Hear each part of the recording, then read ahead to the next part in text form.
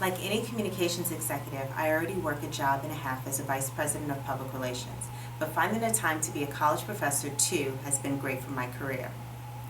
For the past 11 years, I have taught public relations and strategic communications courses to undergrads and graduate students at Hofstra University, my alma mater, and also at George Washington. Education at all levels is extremely important to me, and being an educator is rewarding in itself. I encourage others to pursue it for that reason alone.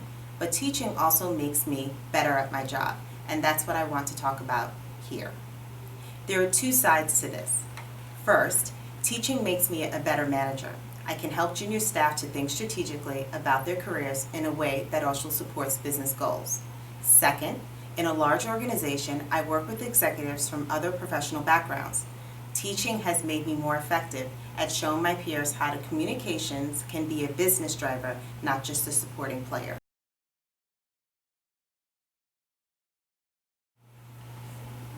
Great teachers are patient and know how to tailor their approach to different audiences.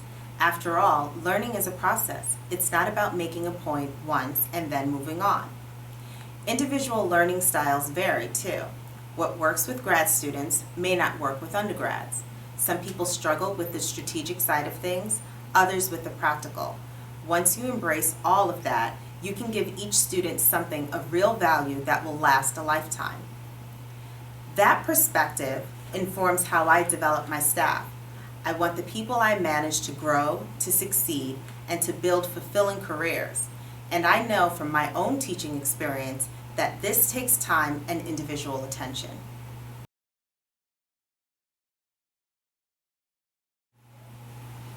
My teaching style also shows at the office in how I balance strategic thinking and the practical side of things.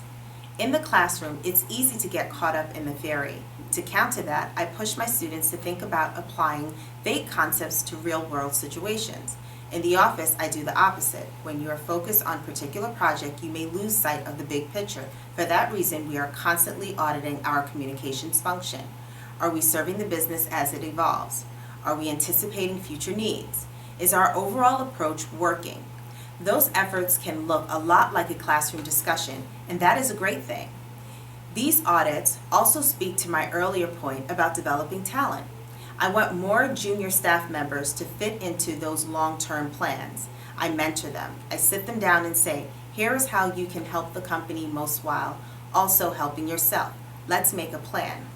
Just like I do at Hofstra and GW, I am setting up my people to succeed, and that makes for more engaged employees who are better brand ambassadors. It's a win-win for them and for the company.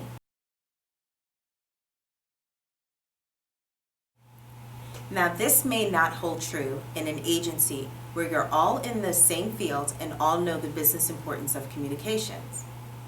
But in a corporate world, especially as you climb the ladder, you come into contact with people who have deep experience but in a different field. Whether that's marketing, operations, or finance, they approach business from a completely different angle. Sure, some know instinctively what communications can do for them, but others don't value the function as much as they ought to. To me, that's a teaching moment. Here's an example. Some executives view us as a reactive function. The company reaches a crisis point and calls in the cavalry to fix things with the media. What I emphasize in my classroom is proactive communications and prebuttal, anticipating issues and using communications to drive bottom line results. The same holds true in the office, where I am a relentless advocate for the communications function and seek out chances to educate my peers about its value.